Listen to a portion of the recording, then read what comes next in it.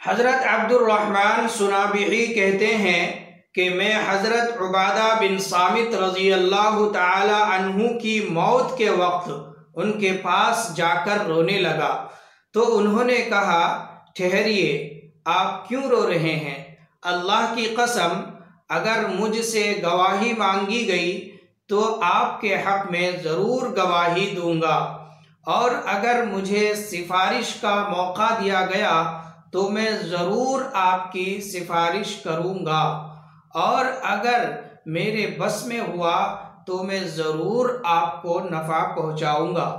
پھر انہوں نے کہا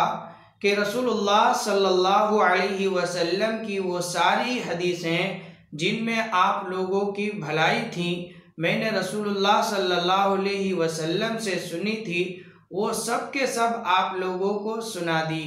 صرف ایک حدیث نہیں سنائی۔ آج جب میری روح قبض کی جانے لگی ہے تو وہ حدیث میں آپ لوگوں کو سنا دیتا ہوں۔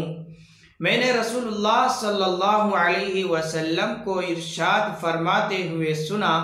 من شہد اللہ الہ الا اللہ وان محمد رسول اللہ حرم اللہ علیہ النار، کہ جو شخص اس حقیقت کی گواہی دے کہ اللہ کے سوا کوئی معبود نہیں، اور یہ کہ حضرت محمد صلی اللہ علیہ وسلم اللہ کے رسول ہیں، تو اللہ تعالی ایسے شخص پر جہنم کی آگ حرام کر دی۔ اللہ تعالی ہم سب کو جنت نصیب فرمائے اور